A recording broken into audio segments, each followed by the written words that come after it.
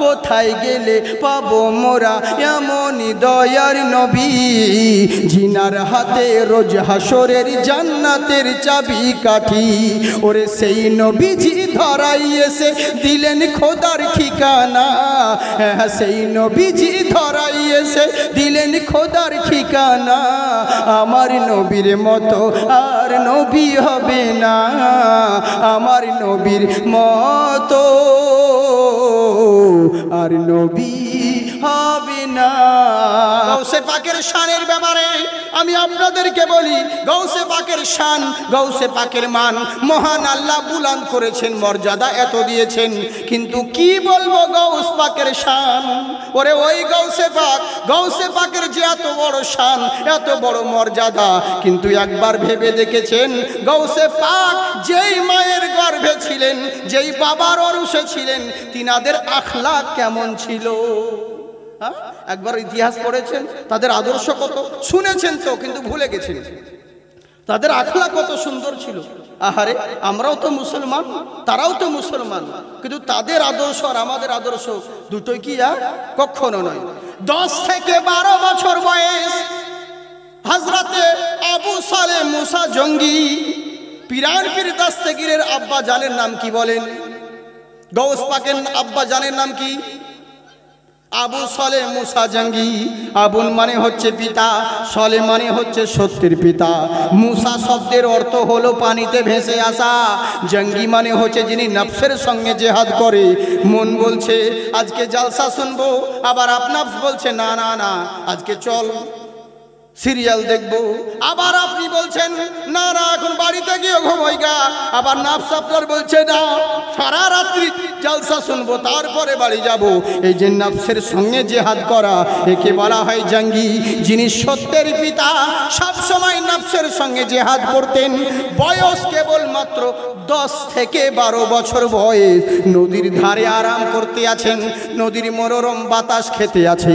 আপনারা জানেন বড় বড় রাজা বাদশাদের মহলগুলো এগুলো গড়ে থাকে ভালো ভালো নদীর কিনারাতে, সাগরের কিনারায়। তাই এবার করলো কি, নদীর মনোরম বাতাস খাওয়ার জন্যে যেমনই নদীর ধারে বসে রয়েছে, কোনোদিন কিচ্ছু খেত না, কাউরির কাছেও কিচ্ছু চাইতেন না। কেউ দিলে পরে উনি আহার করতেন, পান করতেন, কিন্তু বেশিরভাগ সময়টাই নদীর পানি দিয়ে সেহরি করতেন, নদীর পানি দিয়ে ইফতার আরম্ভ করতেন। সুবহানাল্লাহ বলেন। জি জি। এবার করলো কি, নদীর পানি দিয়ে হঠাৎ করে বসে আছেন, সকালবেলায় একটা ফল ভেসে আসছিল। শোনা কথা যতবার শুনবেন ততবার নেকি পাবেন, কিন্তু আমি বলছি একটু অন্য ধরনের। আপনাদেরকে শুনেছেন, কিন্তু আমি মেন কথাগুলো বলি আপনাদেরকে, পুরো ডিটেলস বলবার দরকার নেই, যেগুলো প্রয়োজন সেটা কথাটা শুনুন। শুধু শুনলে হবে না, এখান থেকে শিক্ষা নিতে হবে। ফল ভেসে আসছিল, দৌড়িয়ে, আমাদের অভ্যাস আছে কোনো জিনিস দেখলে দৌড়িয়ে চলে যাই। উনি করলেনটা কি, এক হাঁটু পানিতে নেমে ফলটাকে কুড়িয়ে যেমন কামড় মেরে দিয়েছে, বাস সঙ্গে সঙ্গে বিবেকে বাধালে দিয়েছে, আরে কার কাছের ফল, কে বা এর মালিক কিছুই জানলাম না, না বলা করে আমি ফল খেয়ে নিলাম।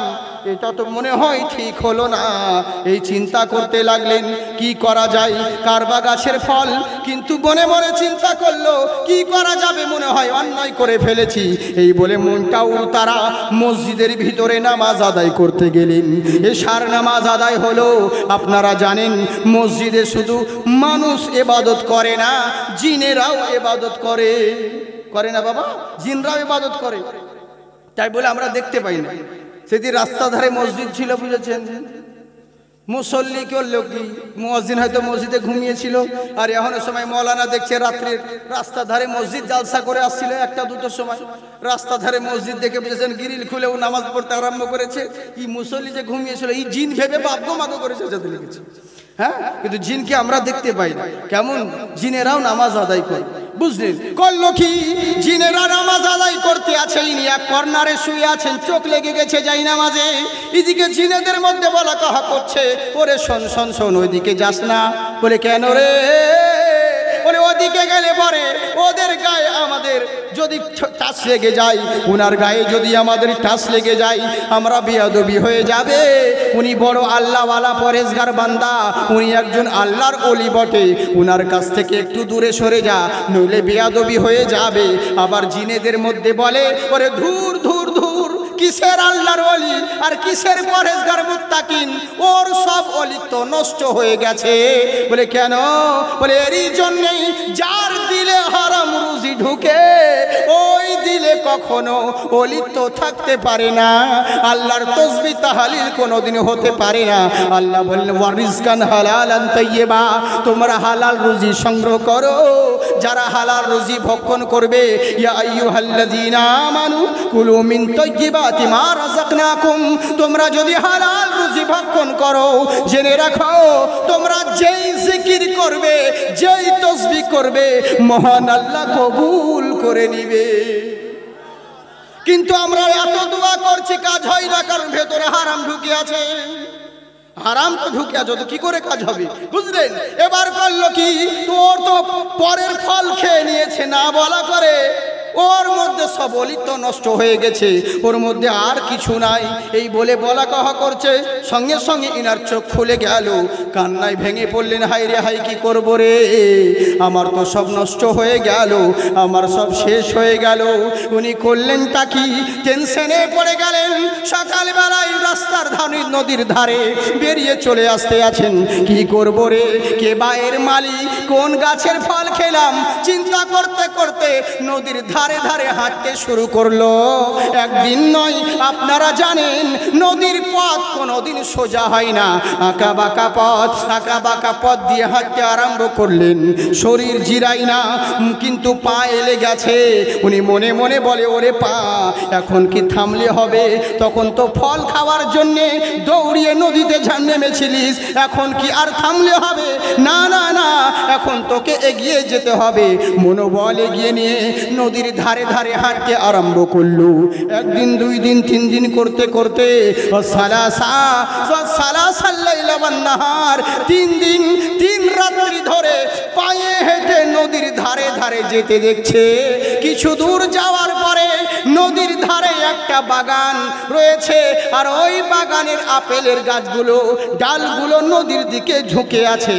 ইনি মনে মনে স্থির করে নিলেন, এটাই হবে সেই বাগানের ফল, এইটাই হবে সেই ফলের বাগান। তাই করলো কি, বাগানের মালিকের বাড়ির করওয়ারা নাড়ালো, দরজা নাড়িয়ে বলল, বাগানের মালিক আছে? বলে কে বাবা আপনি? বলে আমি বহু দূর থেকে এসেছি, মুসাফির মানুষ। বলে কি দরকার? বলে মালিকের সঙ্গে কথা আছে। বলে এখন উনি ঘুমোচ্ছেন, জোহরের সময় তোমার সঙ্গে কথা হবে। জোহরের নামাজ হয়ে গেল, নামাজ পড়ে সব যেতে আছেন।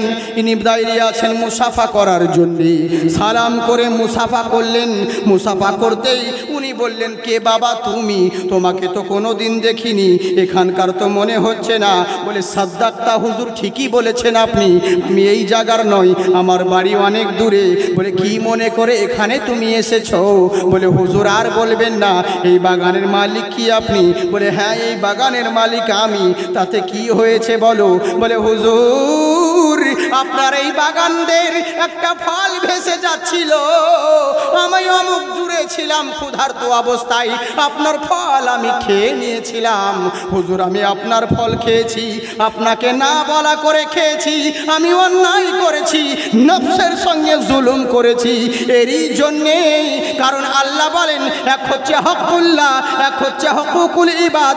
আল্লাহর হক যদি নষ্ট করো, ওয়াগাফিরিজ যাম ওয়াকাবিরিত তওব, আল্লাহর কাছে তওবা করো, আমার আল্লাহ মার্জনাকারী, আল্লাহ ক্ষমা প্রদানকারী। বান্দার হক যদি নষ্ট করো, যতক্ষণ বান্দা ক্ষমা করবে না, কখনো ক্ষমা তুমি পাবে না। তাই হুজুর আমি আপনার ফল খেয়েছি, আমি অন্যায় করেছি, এরই জন্য হুজুর 3 দিন 3 রাত্রি পায়ে হেঁটে আমি আপনার দরবারে এসেছি সেই ফলের ক্ষমার জন্য, আপনি আমাকে ক্ষমা করে দিন। খ্রিস্টান কিন্তু লাঙ্গল চিনে, হ্যাঁ খ্রিস্টান লাঙ্গল চিনে, বুঝতে পারলেন? উনি বলছে আপনি আমাকে ক্ষমা করে দিন। মালিক বুঝে নিল, রে তো সাধারণ ছেলে নয়, কত মানুষ আমার বাগানের ফল খেয়ে চলে যায়, পেরে নিয়ে যাই, কতজন কুড়িয়ে খাই, কেউ ক্ষমা চাইতে আসে না। এলো কেন? এ কোনো সাধারণ ছেলে নয়, একে যত্ন করতে হবে, যত্ন করলে একটা রত্ন বেনে যাবে। বলে বাবা ঠিক আছে, এত দূর থেকে তুমি যখন এসেছো, আমার ফল যখন খেয়েছো, নফসের সঙ্গে অন্যায় যখন করেছো, তুমি ক্ষমা চাইতে এসেছো, আমি তোমাকে ক্ষমা দিয়ে দিব। কিন্তু ক্ষমা পেলেই তুমি বাড়ি চলে যাবে, বিনিময়ে আমি কি পাবো? তোমাকে তো ক্ষমা দিলে তুমি চলে যাবে বাড়ি, কিন্তু তার আমার কি লাভ হবে, আমি কি পাবো? বলে তা তো জানি না।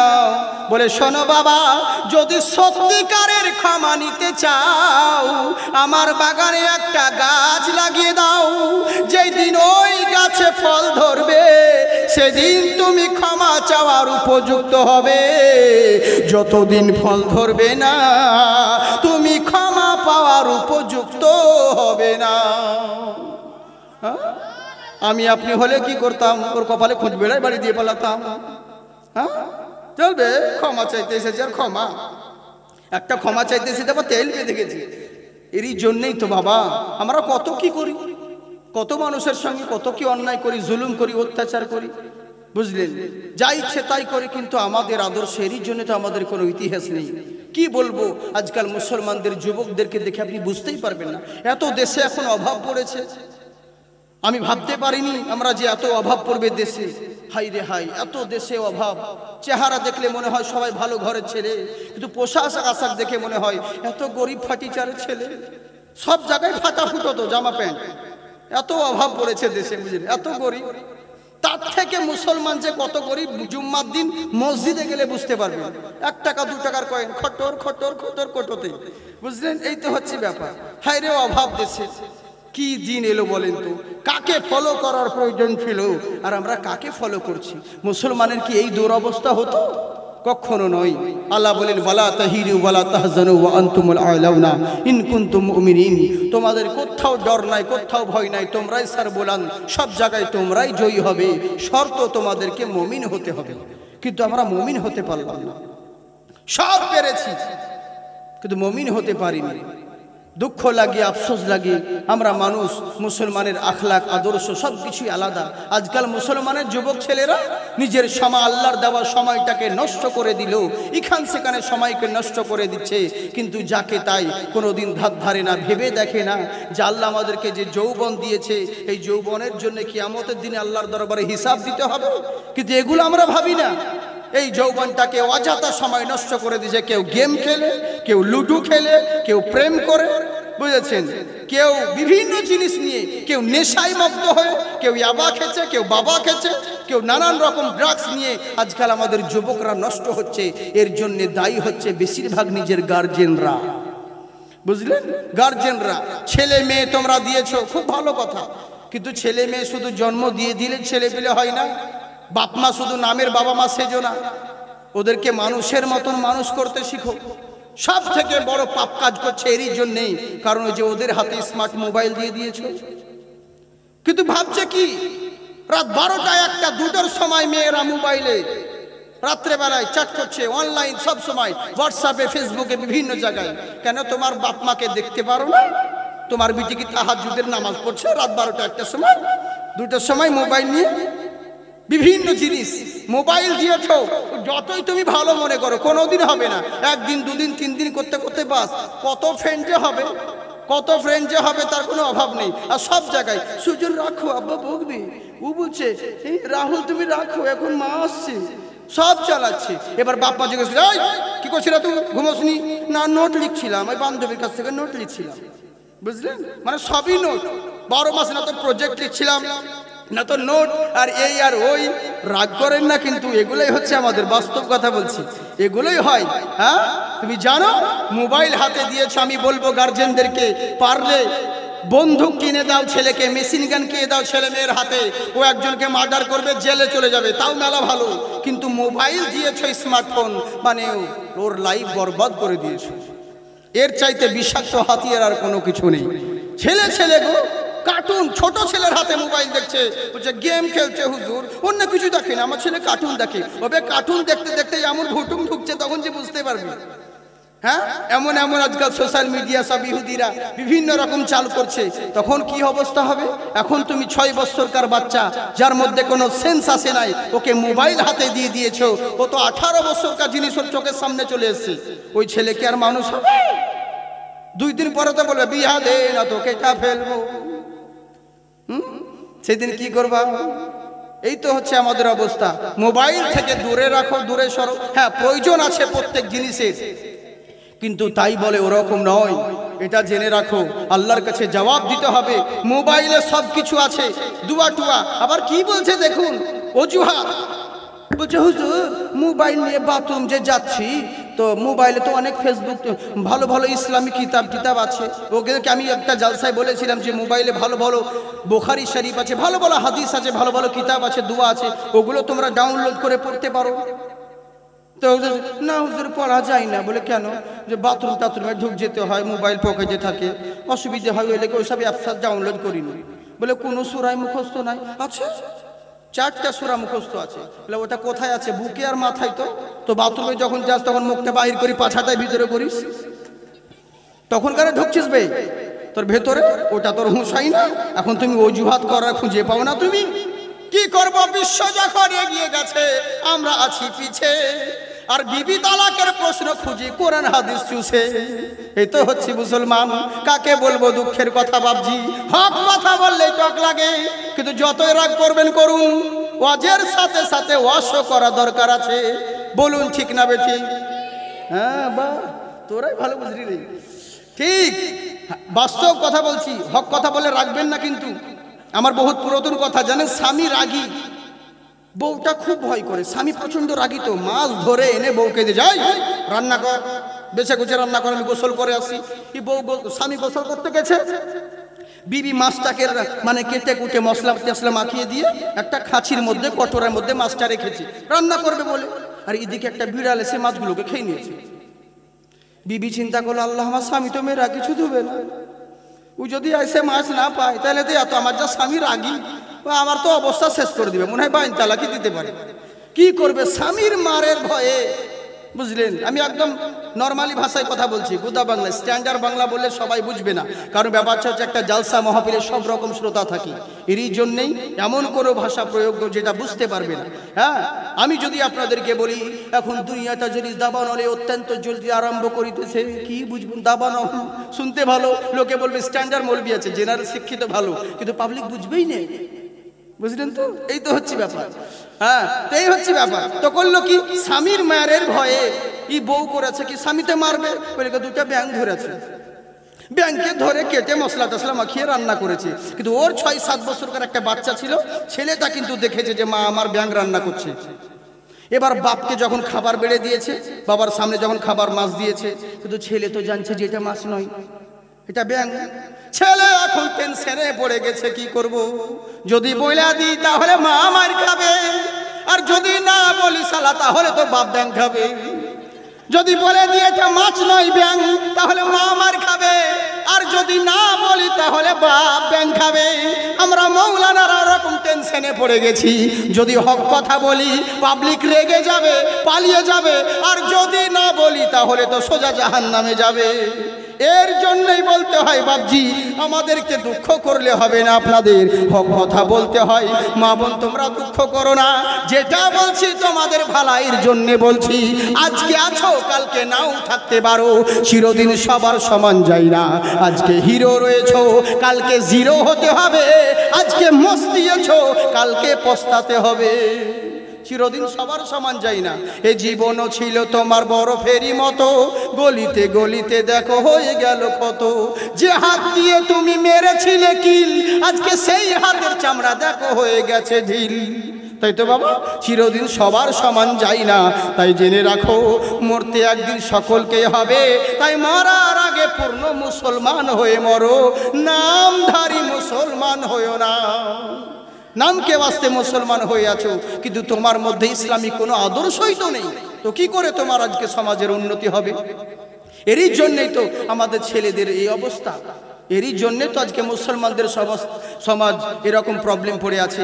এখনও সুযোগ আছে, গার্জেনদেরকে বলবো কিয়ামতের দিনে ইসলামকে শুধরাবার দায়িত্ব আল্লাহ আপনাকে দেয়নি, আপনি নিজের পরিবারকে আগে শুধরান, তাহলেই বাস ইনশাল্লাহ। আগে নিজে ভালো হন, নিজের পরিবারকে ভালো করুন, তবেই না কাজ হবে। কিন্তু না, আমরা করি কি, আমি চাইছি ও ভালো হোক, ও চাইছে ও ভালো হোক, কিন্তু কেউ নিজে নিজে ভালো হতে চাই না, খালি লোকের ফতোয়া দিতেই ব্যস্ত, ভালো কাজ করতে নাই। আমরা মুসলমান কোন কাজে এগিয়ে বলেন, কোন কাজের দিকে আছে? বড় দুঃখ লাগে, আফসোস লাগে, কাকে বলবো এই সমস্ত কথাগুলো, বুঝলেন? এই তো পরিস্থিতি আমাদের অনুযায়ী। ইসলামিক আদর্শ আমাদের মধ্যে নেই, যদি থাকতো তাহলে এই দুর্নীতি কোনোদিন আমাদের মধ্যে হতো না। সেই জন্যই তো আমাদের ছেলেপিলে, আমাদের ইতিহাস কোনো জায়গাতে নেই। কিন্তু কেমন তাদের মুসলমান, কেমন তাদের ইতিহাস চিন্তা করুন, আমাদের আখলাক কেমন, আমরা কেমন নবীকে ভালোবাসি, আমাদের মধ্যে কতটা নবীর আখলাক আছে আর তিনাদের মধ্যে কতটা নবীর আখলাক আছে, চিন্তা করে দেখুন। উনি বলছে, বাবা আমি রাজি আছি, আপনার বাগানের কর্ম করব, বাগানে গাছ লাগিয়ে দিব, কিন্তু যেমন করে হোক আমাকে ক্ষমা দিতে হবে, আমি ক্ষমা নিব। এখান থেকে বলছিলাম, বলবো না ছেড়ে দিব? বলবো না, আমি জিজ্ঞেস করে করে বলছি, যদি বলেন তাহলে বলবো, নাহলে আবার বলবো না। আপনাদেরকে বিরক্ত লাগে না? ভোজপুরি নাকি? ও ভোজপুরি গজল, আচ্ছা বেশ ঠিক আছে, বলছি ফ্রিতে বলবো। আচ্ছা ঠিক আছে, বলেই দিই। যখন বলছে আমার এক ভাই যে একটা ভোজপুরি গজল তো বহুত আছে, মনে পড়ছে না আমার অতটা, যাই হোক একটা দু মিসরা আমি বলে দিই। বগিয়া মাহ কোয়াল ঘুমে গায়ে মলহার হো, बगिया मह कोयल झूमे गाये मल्हार हो, बगिया मह कोयल घूमे, बगिया मह कोयल झूमे गाये मल्हार हो, अमुना के घरवा देखो ऐलन सरकार हो, अमुना के घरवा देखो ऐलन सरकार हो, बगिया महा कोयल झूमे गाए मल्हारी हो। सुभान अल्लाह बोलें, পয়সা দিয়েন না কিন্তু সুবহানাল্লাহ তো দেন, ওই নোটও দিবেন না, ভোটও না দিবেন না, কি করে হবে? চুপ করে বললে হয়। মোহাব্বতে হাত উঠিয়ে বলেন আল্লাহু আকবার। हाँ माशाल्लाह। की बोलছে देखुन कि आबू जहल ना समझा रुतबा नबी का, आबू जहल ना समझा रुतबा नबी का, आबू जहल ना समझा, आबू जहल ना समझा रुतबा नबी का, मुट्ठी में कंकर पढ़ ले कलमा तो हार हो, मुट्ठी में कंकर पढ़ ले कलमा तो हार हो, बगिया महा कोयल घूमे गाए मल्हारी हो। লাগাতে থাকে, ইনি প্রতিদিন গাছ লাগাতে থাকে, আর আব্দুল্লাহ সাওমি প্রতিদিন গাছটাকে নড়াতে থাকে। এর লাগানোর শেষ থাকে না, এর নড়িয়ে দেওয়ার শেষ থাকে না। কিন্তু লক্ষ্য করে দেখে ছেলেটা ফজরের নামাজ পড়ে কি না, জোহরের নামাজ পড়ে কি না, আসর মাগরিব এশার নামাজ আদায় করে কি না, এদিকে লক্ষ্য করে দেখে। খালি মুসলমান ইনি ফলো করে। হঠাৎ একদিন জুম্মার নামাজ আদায় করতে যাচ্ছে, আব্দুল্লাহ সাওমি তার বাদীকে বলল, বাদীরে একটা কাজ কর, ওই যে আবু সালেহ মুসা জঙ্গি নামাজ আদায় করতে যাচ্ছে, ওর কাপড়ে একটু নোংরা জিনিস লাগিয়ে দে। যেমন নোংরা জিনিস লাগিয়ে দেওয়া হলো, সঙ্গে সঙ্গে চোখ দেখিয়ে বলছে, আমি নামাজ পড়তে যাবো, তুমি আমার গায়ে নোংরা জিনিস লাগিয়ে দিলে, এরকম কথা বললে। বাদীকে জিজ্ঞাসা করছে, বাদী খবর কি? বলে হুজুর চোখ দেখিয়েছে। বলে আমার বাগানে এখনো ফল ধরে নাই। একদিন দুই দিন করতে করতে দিন আসে রাত যায়, রাত আসে দিন যায়, কয়েক বছর কেটে গেল। এখন সময় মা সিত্তাতে তাকবীরাতে ওয়াজিবুল্লাহ তাআলা ঈদের 6 তাকবীরের সহিত বছরে একবার 2 রাকাত ওয়াজিব নামাজ আদায় করতে যাচ্ছেন।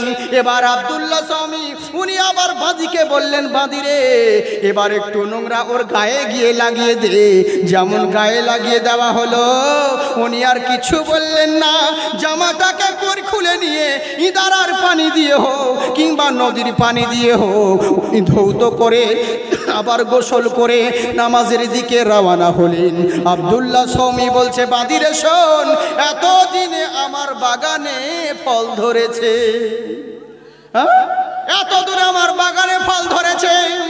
কাছে ডেকে বলে, আবু সালেহ মুসা জঙ্গি শোনো। বলে, বলেন হুজুর।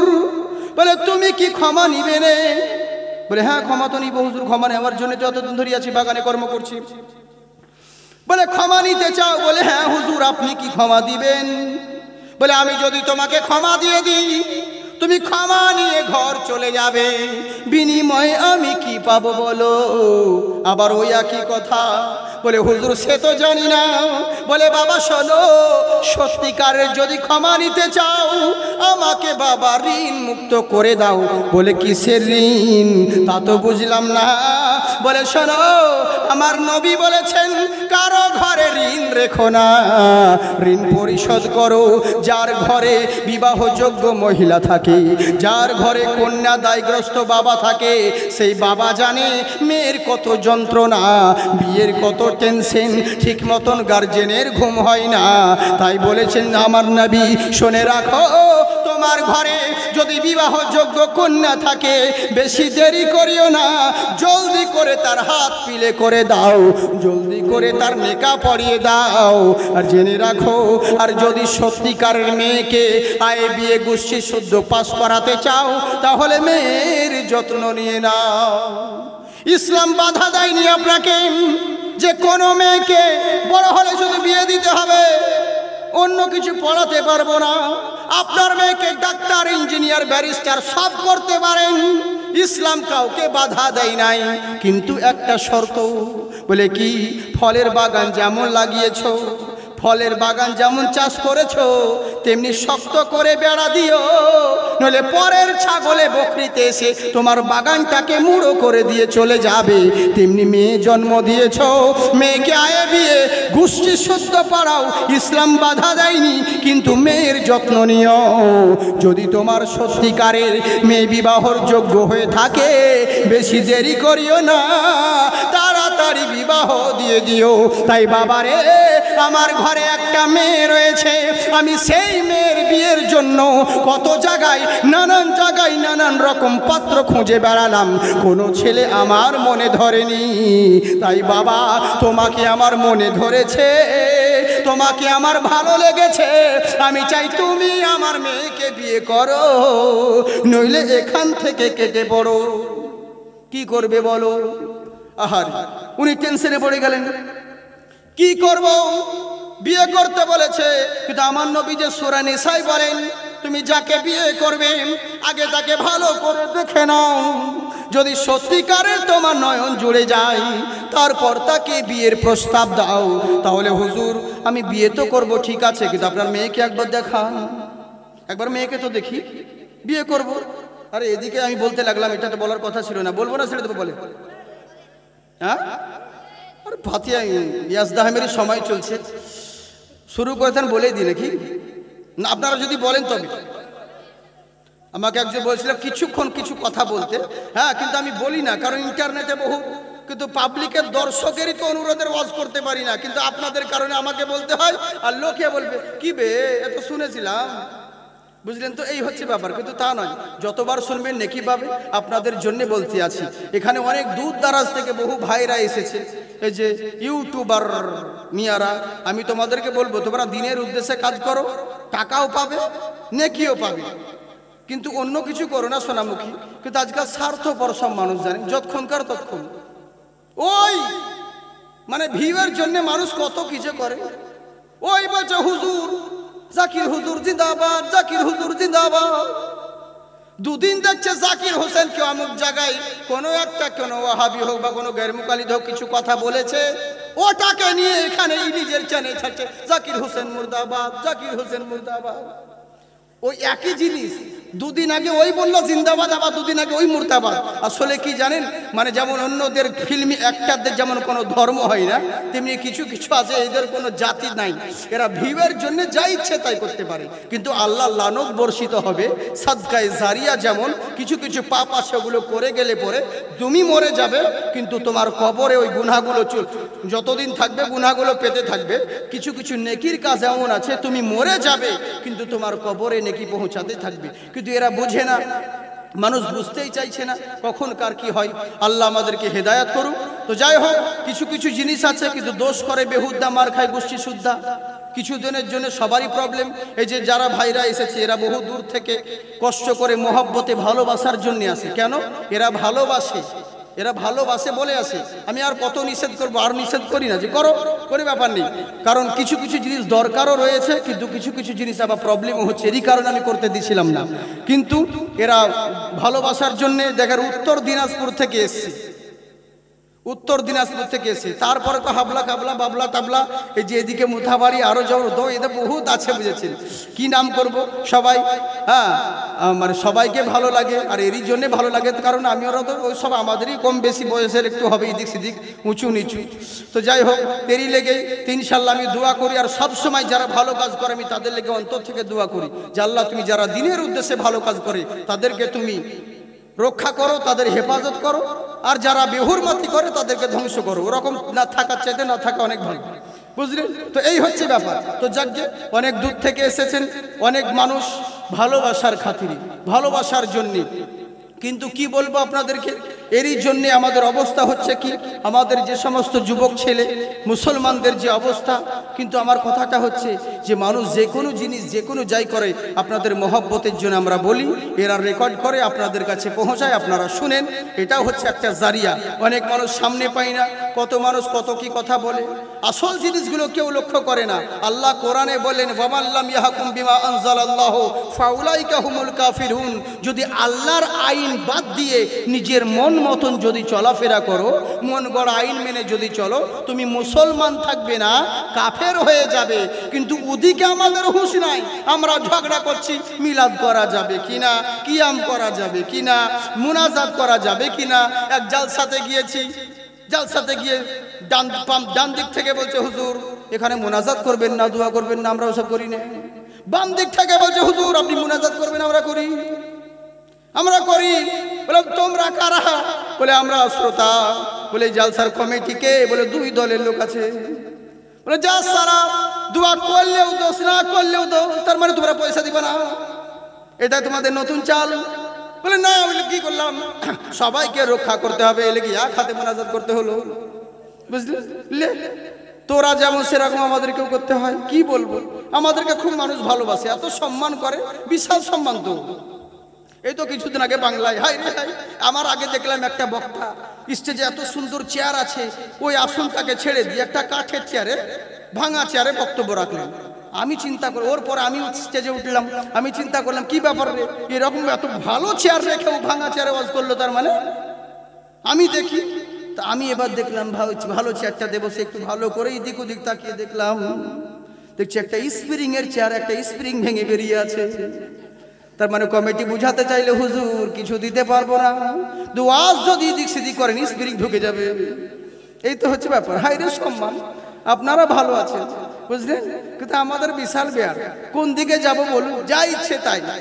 আর জালসা করতে নেমে ভারী সমস্যা, আমি তো জিজ্ঞেস করতেও পারি না যে কে কোন জালসা করে। আজকে কয়েকদিন পর আমার এখানে প্রোগ্রাম আছে গোলাপগঞ্জ এলাকাতে, জানি না যে ওরা কে, বুঝলেন। আমাকে বহুজন নিমন্ত্রণ করে, দাওয়াত দেয় জালসার জন্য, হুজুর আপনাকে আসতে হবে, বলে ঠিক আছে যাব, কোনো ব্যাপার নেই। আর কালিয়াচক এলাকা তো বেশিরভাগই সুন্নি এলাকা, এই নিয়ে তখন কে কোন বক্তাকে বলছে, কে ফুরফুরাকে বলছে, আর কে দেওবন্দিকে বলছে, ওসব আমার দেখার দরকার কি বে? ওরা আমাকে দেখে ভয় করবে, আমি কেন ভয় করব ওদেরকে দেখে? আমার মধ্যে তাহলে নিশ্চয় কমজোরি আছে। আমাকে যদি কেউ দাওয়াত করে নিজে ডাকে তো কেন যাব না? আমি তো ইসলামের কথা বলতে যাব, আমি আমার আল্লাহ রসুলের বাণী বলতে যাব। ও কি করছে আমার বলার কর্তব্য বলে দিব। হেদায়েতের মালিক হচ্ছে আল্লাহ। হ্যাঁ, আমি যদি ওর হয়ে ওর মতন করে দিই তাহলে সেটা গোলালু হয়ে গেল, মানে আমার নিজের কোনো জাত নাই, যাকে দুয়াসলা বলে, যেখানে যেমন সেখানে তেমন। কিন্তু আমরা তো তা নয়, এখন ইন্টারনেটের যুগ। মানুষ ইউটিউবে দেখছে যে জাকির একটা সুন্নির বক্তা, জাকির হোসেন আমার নামের নিচে রসবি লেখা রয়েছে, ওদিকে হুসনাইন।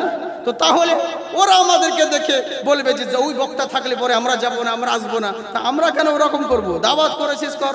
এবার আমি পরে ওদেরকে ফোন করছি যে আচ্ছা ভাই আপনারা কি এরকম অন্য দলে? তো বললে কেন হুজুর কি হয়েছে? বললাম এমনি অনেক জোর রিপোর্ট আমাকে করছে আপনারা বলে এই এরকম। না বললাম আমরা ওসব কি, ওরা শিক্ষিত মানুষ বলে হুজুর আমরা ওসব বুঝি না, কে ফুরফুরা কে দেওবন্দি কে হবে কে বেরেলি ওসব বুঝি না। আমরা শিক্ষিত লোক, যখন শনি রবিবারের দিন আমরা চাকরিজীবী মানুষ, যখন ছুটি পাই তখন আপনার লেকচারগুলো শুনি। আমাদের হিন্দু মুসলিম সকল অনেক অফিসাররাই শুনি, ভালো লাগে, আপনাকে চয়েস করি। কলকাতায় ওরা সার্ভিস করে, ভালো লেগেছে, আপনাকে নিমন্ত্রণ করেছে, আপনি আসবেন কিনা বলেন। আল্লাহ যে আমি এরকম করি, বলে আপনি আপনার মতন করবেন, আমরা কি আপনাকে বলবো যে আপনাকে এই করতে হবে ওই করতে হবে? আপনি যা করেন আপনি তাই করবেন, এতে কি আছে? তা আমরা তো জোর করে আপনাকে কিছু বলতে পারবো না, করাতে পারবো না। আমরা বাণী শুনতে এসেছি, আল্লাহ রসুলের বাণী। কেন আপনার ধর্ম আপনার মাযহাব কি এই শিক্ষা দেয়? আহলে সুন্নাতুল জামাত বলেছে যে তোমরা ভাষণ শুধু আহলে সুন্নাতদের সামনে জালসা করো আর ওয়াহাবিদের জালসা শোনায়ও না। নিজের স্টেজে খুব ফতোয়া দিতে পারছো, অমুকের পিছনে নামাজ পড়া হারাম, অমুকের পিছনে এই করা হারাম, অমুকের মাদ্রাসায় চাঁদা দেওয়া হারাম। ওবে ওয়ার স্টেজে গিয়ে বল কত বুকের পাটা দেখবো। ওই নিজের এতে কবি গানের মতন পাল্লা পাল্লি করছো। তোমার স্টেজে তুমি যা পাচ্ছ ধুয়ে দিচ্ছ, ওর স্টেজে ও ধুয়ে দিচ্ছে, কিন্তু কেউ সামনাসামনি আর হতে যায় না।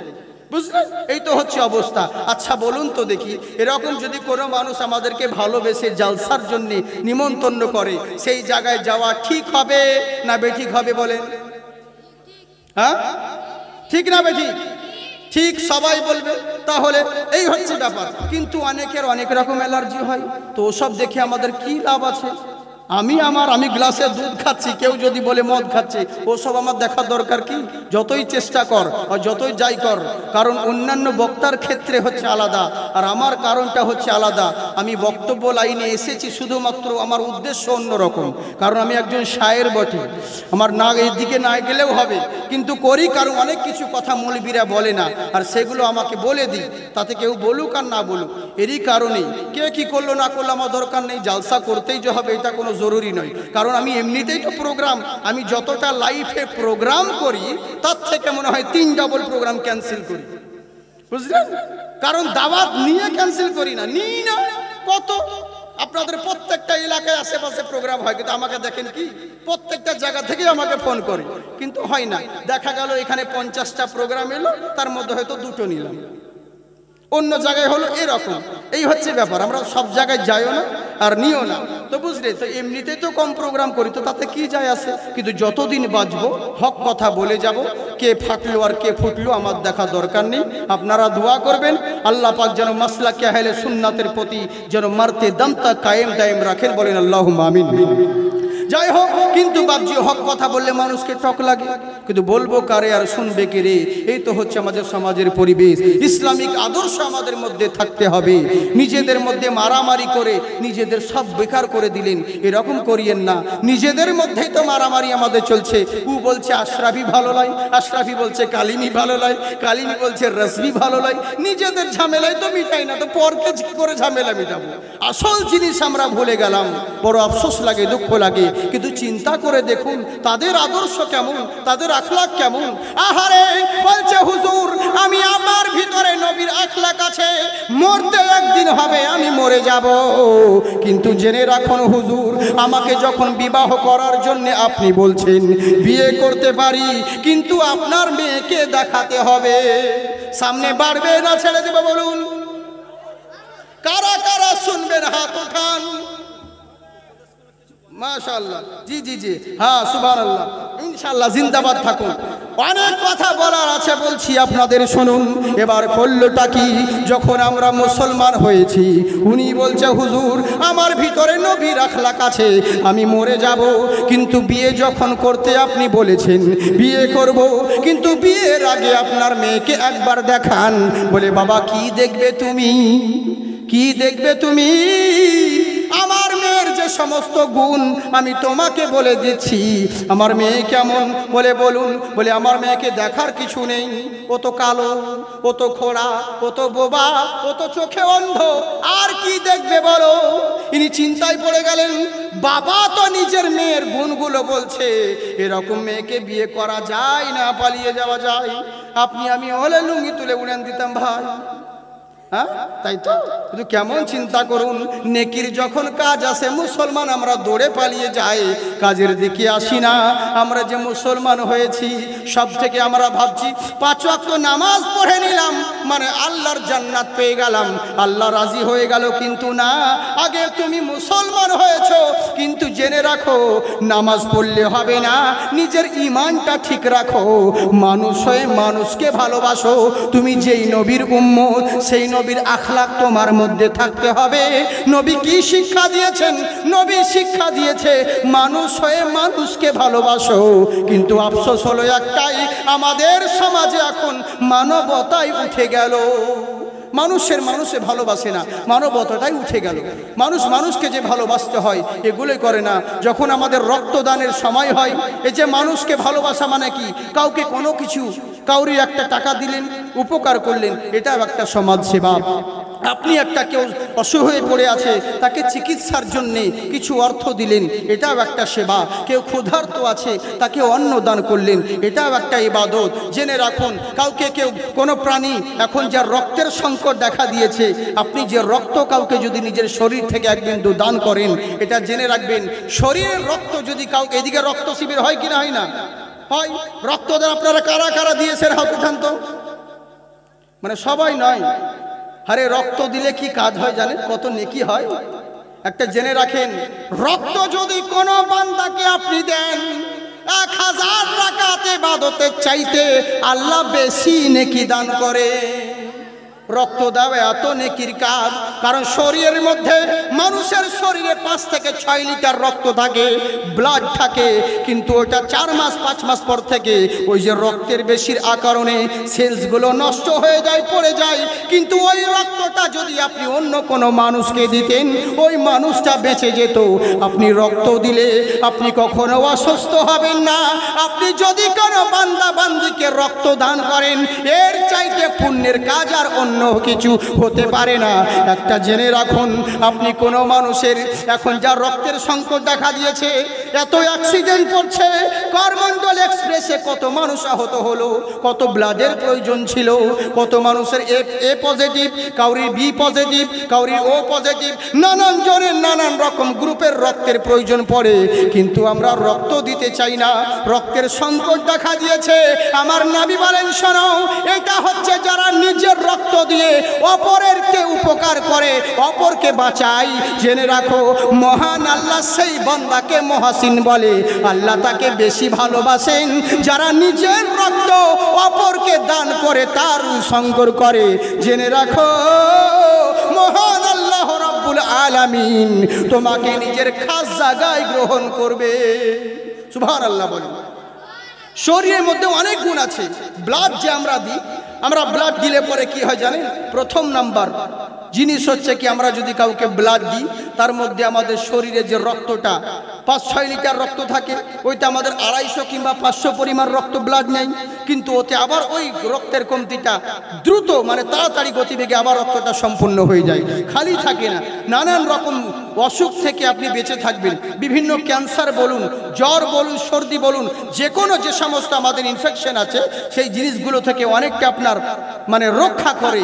এই যদি আপনি মাঝে মধ্যে ব্লাড দিতে থাকেন, এটা চরম নেকির কাজ, চরম, এটা হচ্ছে হাদিসের কথা, এটা চরম উন্নতির কাজ, চরম নেকির কাজ। কিন্তু আমরা অনেকেই ভুল ধারণা, আমার রক্ত যদি অন্যজনকে দিব কেমন করে হবে, কার শরীরে যাবে।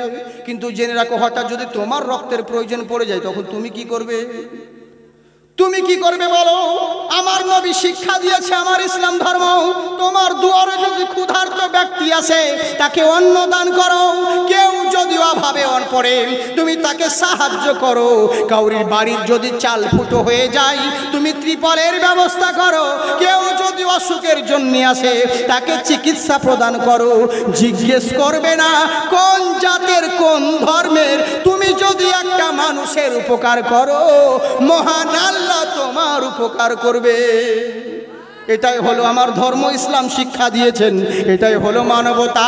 আমার নবী মানুষ কেমন করে হয় 40 বছর ধরে মানুষ হতে শিখিয়েছে। মানুষ হয়ে মানুষের উপকার করো, মানুষ হয়ে মানুষের পাশে গিয়ে দাঁড়াও। কিন্তু বড় আফসোস লাগে, আমরা নিজে তো মানুষের উপকারে লাগি না, যারা উপকার করে আমরা তাদের পিছনে লেগে যাই, লাগি না? অনেক সময় এরকম হয়, বুঝলেন? দুঃখ লাগে। এরকম করবেন না সোনামুখী। মানুষ মানুষকে ভালোবাসেন, এটাও একটা ইবাদত। আপনার সামনে একটা মানুষ বিনা কারণে, বিনা চিকিৎসায় কোনো কারণে সে আপনার চোখের সামনে ছটফট করে মারা গেল, আর আপনি তসবিহ তাহলিল করে নামাজ রোজা খুব করছেন, আপনার কোনো ইবাদত কাজে লাগবে না। কেন না? কারণ আপনি সামনে, কারণ একটা বান্দা হয়ে যখন আপনি অপর বান্দার উপরে হিসান করবেন, মহান রব্বুল আলামিন আপনার সমস্ত জিনিসগুলোকে কবুল করবে। সুবহানাল্লাহ বলেন। কিন্তু আমরা আসল জিনিসগুলোকে করি না। যেগুলো জিনিস প্রয়োজন আমরা সেই জিনিসের দিকে নাই, অন্য জিনিস দিয়ে মারামারি। নামাজের দিকে যেমন আমরা মসজিদে নামাজ আদায় করি, আল্লাহু আকবার বলি, কিন্তু আর কি বলতে হয় কিছু দোয়া জানি না, সব ভুলে গেছি। ওদিকটা জানার চেষ্টা করলাম না। এবার হুজুর প্রশ্ন করছে, হুজুর মুনাজাত করা যাবে কিনা? ইয়াং যুবক ছেলেরা যেগুলো প্রয়োজন সেগুলো জিজ্ঞেস করে না, জানে না, আমাদেরকে প্রশ্ন করে, হুজুর নবী নূরের কিনা? নবী নূরের তৈরি না মাটির তৈরি? আচ্ছা বলুন, এসব প্রশ্ন করে ওর কি লাভ হবে? হ্যাঁ হ্যাঁ, জি জি জি জি, স্কুলে জনগণ মন অধিনায়ক জয় হে ভারত ভাগ্য বিধাতা। হ্যাঁ, এর অর্থ আস্তে, হ্যাঁ আসলে ব্যাপারটা হচ্ছে জনগণ মন অধিনায়ক জয় হে। আমরা যে সঙ্গীত করি, জাতীয় সঙ্গীত এটাকে বলা হয়। আমি এক জায়গায় বলেছিলাম, কারণটা হচ্ছে কি, জাতীয় সঙ্গীত আমরা স্কুলে বলি, ওখানে সব মাযহাবের লোক থাকে, তখন কেউ নিষেধ করে না যে এটা শিরক, এটা বেদাত। কারণ ভাগ্য বিধাতা বলছে কাকে? ভারত মাতাকে। এটা কি কখনো হয়? কখনো নয়। তোমার নিজের ভাগ্যের মালিক হচ্ছে নিজের মহান স্রষ্টা। হ্যাঁ, নিজের দেশের জন্য জীবন দাও, নিজের দেশকে ভালোবাসো, কিন্তু দেশ তো তোমাদের মাতা নয়, দেশ তো তোমাদের জন্মধাত্রী নয়, তোমাদের জন্মদাতা অন্যজন। এরই জন্যে, হ্যাঁ, কারণ বিভিন্ন রকম বিভিন্ন জিনিস আমাদের হয়, কিন্তু ওই সময় যে একটা বড় শিরকের কথা বলা হয় তখন কেউ বাধা দেয় না। ইয়া নবী সালাম আলাইকা যখন করা হয় তখন এদের অ্যালার্জি হয়, তখন এদের অ্যালার্জি হয়। আসল জিনিসগুলোকে মানে কেউ লক্ষ্য করে না। হ্যাঁ, এই তো হচ্ছে আমাদের মুসলমান, যেগুলো জানার প্রয়োজন সেগুলো আমরা জানি না। তারপরে হুজুর নবী নূরের তৈরি না মাটির তৈরি, যেটা বলছিলাম, বলে নবী নূরের হোক আর মাটির হোক, তুই জেনে কি করবি? বলে না, এমনি দরকার ছিল। নূরের তৈরি মাটির তৈরি তোমার জানার প্রয়োজন নেই, তোমাকে আল্লাহর রসুল যেগুলো দিয়েছেন সেগুলোকে গ্রহণ করো, আর যেটা নিষেধ করেছে সেটা থেকে দূরে থাকো, তাহলেই হবে। কিসের তৈরি ওটা বড় বড় গবেষকরা জেনে নিবে, তোমার জানার প্রয়োজন নেই। যেগুলো জানার দরকার সেগুলো জানে না। সূরা ফাতিহা মুখস্থ নেই, ইখলাস মুখস্থ নেই, অন্য উল্টো পাল্টা প্রশ্ন করতে আমরা বাহাদুরি। কিন্তু জেনে রাখো, যেগুলো দরকার আমরা সেগুলোকেই করি না। তাই মুসলমান শোনো, পৃথিবীর বুকে থাকতে হলে নবী মুস্তাফার আখলাককে ফলো করো। ওম মহালক্ষ্মী পদ্মময়ী মা সরস্বতী। পৃথিবীর বুকে জেনে রাখো, যতই দেব দেবতা বলো না কেন, মা সরস্বতী হোক আর লক্ষ্মী হোক আর যে কোনো দেবতা হোক না কেন, কেউ তোমার উদ্ধার করার ক্ষমতা রাখে না। যদি তোমার কেউ ভাগ্য পরিবর্তন করতে পারে, যদি তোমার ভাগ্য কেউ তাকদীরকে চেঞ্জ করতে পারে, কোনো মোল্লা পারবে না। করবেন শুধুমাত্র মহান আল্লাহ, আর ওই আল্লাহকে পেতে হলে দরকার পড়বে রাসূলুল্লাহ। একবার জোরে বলেন সুবহানাল্লাহ। তাই সেই নবীর আখলাককে ফলো করতে হবে। আমরা মুসলমান সবই বুঝলাম, কিন্তু নবীরকেই তো চিনলাম না। নবীর আখলাক কেমন করে হবে, কেমন নবীর উম্মত? উনি বলছে, বাবা গো, আপনার মেয়েকে যখন বলেছেন এরকম আপনার মেয়ে, আমি টেনশনে পড়ে গেলাম, কি করব বলুন, বিয়ে করব না কি করব? বলে যাই হোক না কেন, আমি ওরকম খোড়া কানা বোবা মেয়েকে বিয়ে করব, কিন্তু আমার যেমন করে হোক ক্ষমা চাই। সুবহানাল্লাহ। বলে ওরকম মেয়েকে বিয়ে করব, কিন্তু ক্ষমা আমার লাগবে। চিন্তা করেছেন? এত বড় জীবনের ঝুঁকি নিয়ে নিলেন যে বিয়ে আমি করব, এদিকে টাইম ওভার হয়ে যাচ্ছে, ছেড়ে দিন নাকি? শুনবেন তো? কতক্ষণ বলবো বলুন? হ্যাঁ, ফজর অবধি? হ্যাঁ, বাবার মাল যে। জি জি জি, যাই হোক, অসুবিধে নেই। শোনা হচ্ছে আমার, আপনারা খুব ভালো। আজকে ওয়াজ তো হচ্ছে না, এরা ভালো করে জানে। হ্যাঁ, আজকে একটু অন্যরকম ভাবে বলছি, যেহেতু কিছু প্রয়োজন আছে সমাজের দিকে, এই লেগে মানে আমি একটু সাবজেক্ট অন্য দিকে নিয়ে গেছি, বুঝলেন? মহলের দেশের পরিস্থিতি দেখে ভাবছি শুধু সারা জিন্দেগি এরকম ওয়াজ নসিহত, শুধু জীবনের ইতিহাস শুনেই কোনোদিন কাজ হবে না, বুঝলেন? নিজের জীবনকে, নিজের আখলাককে পরিবর্তন করুন, নবী মুস্তাফাকে ফলো করুন। আপনি যেদিকে যা কিছু করবেন সব দিকে লাভবান হবেন। এক ভাই প্রশ্ন করেছে, 12 রবিউল আউয়াল মানা জায়েজ না জায়েজ? ও না, না জায়েজ। যাই হোক, না কারাকবা লিখেনি। কিভাবে পালন করা উচিত? কিভাবে পালন করা উচিত? যত বড় হন্ডা ডিজে লাগাও, ধিক্কা চিকা ধিক্কা চিকা, এরকম করা যায়?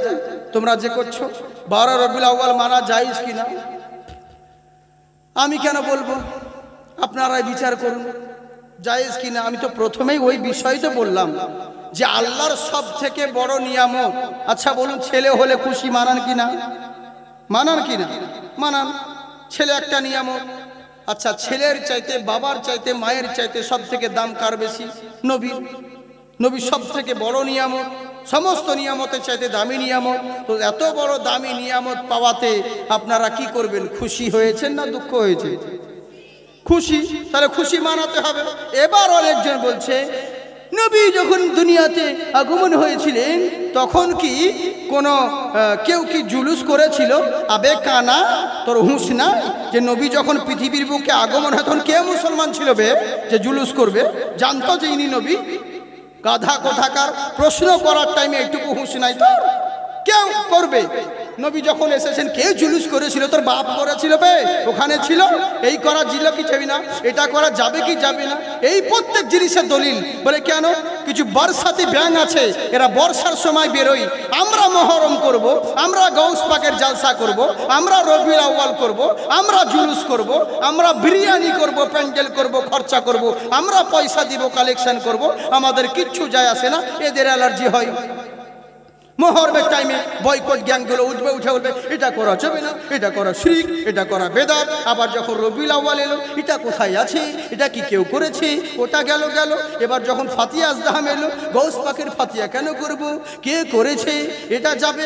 এবার রজব আসবে, তখন আবার ওই বয়কট গ্যাং উঠবে, এ আবার কে করতে বলেছে, এগুলো কি করে জায়েজ আছে, কোন সাহাবী কি করেছিল, নবী কি করতে বলেছেন? আরে গাধা, নবী যেটা করতে বলেছেন সেটাই করতে হবে। নবী যেটা করতে বলেননি সেটা করলে যে গুনাহ হবে, তোকে কোন বাপ বলেছিল বে? তোকে কে বলেছে? আচ্ছা বলুন, ওদের কথা মোতাবিক সামান্য 1 মিনিটের জন্য মেনে নিলাম যে নবী যেটা করতে বলেননি সেটা করলে বেদাত হবে। আচ্ছা শুনুন, আহারে আবু যার রাদিয়াল্লাহু আনহু সাহাবী, আমার যুদ্ধের ময়দানে উনি মাথার পাগড়িকে খুললেন আর খুলে রাখলেন, আর সঙ্গে সঙ্গে এত বড় মাথার চুল যে পায়ে ঠেকছে। একজন নবীর সাহাবী, চিন্তা করুন, পায়ে ঠেকছে ওনার চুল। অথচ আল্লাহ রসুল বলেছেন, কোন পুরুষের যদি মহিলার থেকে চুল বেশি বড় হয় তার উপরে আল্লাহ লানত বর্ষিত হবে। তা সাহাবী জানতেন না? এত বড় বেদাত করে বসে আছেন, এত বড় চুল রেখেছেন পা অবধি। সাহাবী আমার জিজ্ঞাসা করেন, ও আমার ভাই, ও আমার সাহাবী ভাই, এত লম্বা চুল কেন রেখেছো, এত বড় বেদাত কেন করেছো? সাহাবী আমার বললেন, শোনো, আমি নবী মুস্তাফার দরবারে গিয়েছিলাম সালাম করতে যাওয়ার সময় আমার নবী মুস্তাফা নিজের হাত মুবারক আমার মাথায় বুলিয়ে দিয়েছিলেন।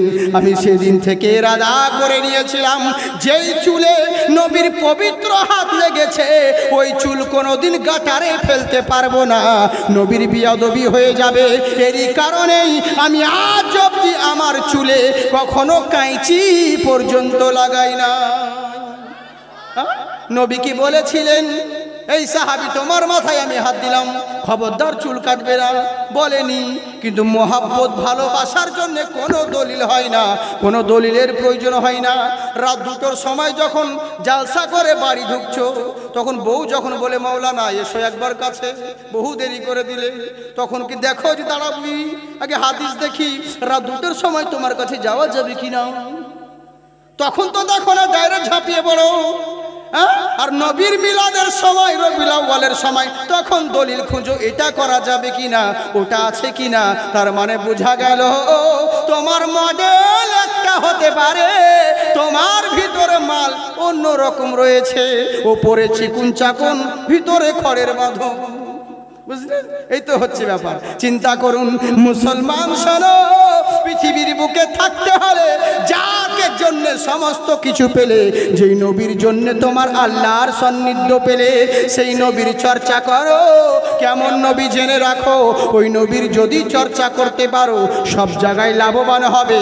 রিচার্চ নর্মদম মোহাম্মদা, নবী মুস্তফার যদি চর্চা বেশি করতে পারো সব জায়গায় সাফল্য হবে। আমরা সেই নবীর চর্চা করব, তার নামে খরচা করব না তো পর্চা দেখাবো বলে কোথায় আছে দেখা। এটাই তো হচ্ছে আমাদের অবস্থা, দুঃখ লাগে। বুঝলেন? তাই বার করলো কি, বলল হুজুর আমি নবী মুস্তফার উম্মত, আমার নবী বলেছেন কোন বান্দার যদি অন্যায় করে থাকো আগে বান্দার কাছে ক্ষমা চেয়ে এনো, ওই জানাজার ময়দানে চিল্লিয়ে বলিও না আমার বাপ যদি অন্যায় করে থাকে ক্ষমা করে দিবেন, ওখানে বলে কোনো লাভ হবে না, আগে বেঁচে থাকাকালীন ক্ষমা চেয়ে এসো। তাই এবার করলো কি, হুজুর আমার যেমন করে হোক না কেন ওই অন্ধ কালা বোবা মেয়েকে বিয়ে করতে রাজি আছে, কিন্তু যেমন করে হোক আমাকে ক্ষমা চাই, ক্ষমা লাগবে। বলে যাও তোমাকে ক্ষমা দিয়ে দিব। বিবাহ হয়ে গেল, 3 দিনের ওয়াজ একদিনে করছি, তার মানে বুঝতে পারছেন কত ঘাপলা মারছি। হ্যাঁ, এই তো হচ্ছে ব্যাপার। বলা যায় সব রকম সব কিছু কথা, তাও তো আমি ক্লিয়ার বলছি না। বুঝলেন? এবার করলো কি, বিয়ে হয়ে গেল, বাসর রাত্রিতে আবু সালে মুসা জঙ্গি বসে আছেন, চেয়ারে বসে আছে, ঘরে বসে আছেন, নতুন বউ আসবে, বউয়ের অপেক্ষায় বসে আছে, আর মনে মনে চিন্তা করে কি বলবো রে, নতুন বিবি আসছে, আই লাভ ইউ বলবো না কি বলবো, ও তো শুনতেও পাই না, ওর বাবা বলেছে কালা, শুনতে পাই না, কি বলে আদর করিব, সম্মান করব, চিন্তা করতে থাকে। এখনো সময় থাম থাম করে শব্দ শোনা যায়, দরজা খুলে গেল, মহিলার 2টো চোখ আর আবু সালে মুসা জঙ্গির 2টো চোখ, 4 চক্ষু যখন এক হয়ে গেছে, আবু সালে মুসা জঙ্গি আল্লাহু আকবার বলে চিৎকার মেরে জমিনে পড়ে গেছে। সুবহানাল্লাহ, জমিনে পড়ে গেল।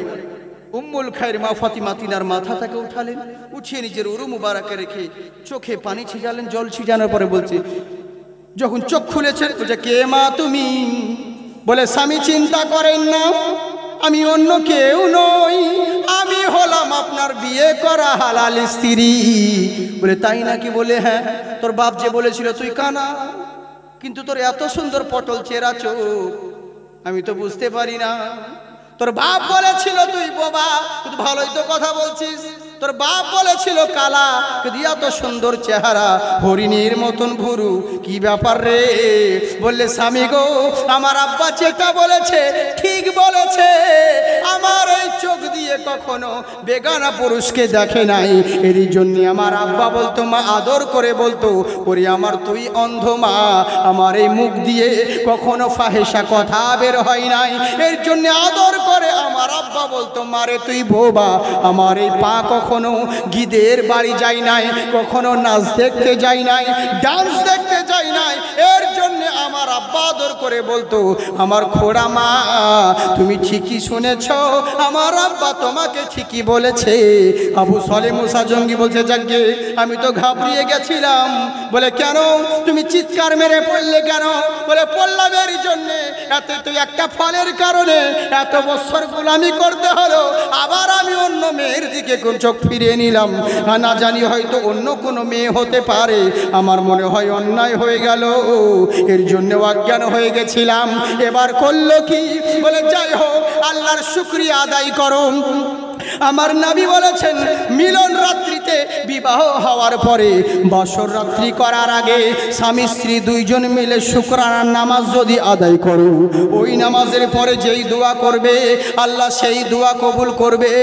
আর ওই রাত্রের ওসিলাতে যদি তোমাদের মিলন সংস্পর্শে তোমাদের গর্ভে সন্তান জন্ম নেয়, মহান আল্লাহর ওলি হয়ে জন্ম নিবে। নানান জোনা নানান ভাবে নানান রকম নানান সাজে গাইছে আমার মন, দুনিয়াতে হবে না কেউ নবীজির মতো। বলবো না ছেড়ে দিব, ওরে যা, না না না, তোবা তোবা অনেকক্ষণ হয়ে গেছে, আমি তো বুঝতেই পারিনি, ঘড়ি দেখিনি তো। হ্যাঁ থাক থাক, বাদ দিন, ইনশাল্লাহ অন্য সময় আবার হবে, অন্য কোনো দিন নাকি পাওয়া যাবে না। হ্যাঁ তাও ঠিক, এটাও ঠিক, তবে দোয়া করেন, এমন করে বলছেন মনে হচ্ছে একবারে পাওয়া যাবে না। হ্যাঁ দোয়া করেন আল্লাহ যেন ভালো রাখে, কারণ আমারও সেই প্রবলেম, বুঝেছেন তো, যখন জানি না কি হয়।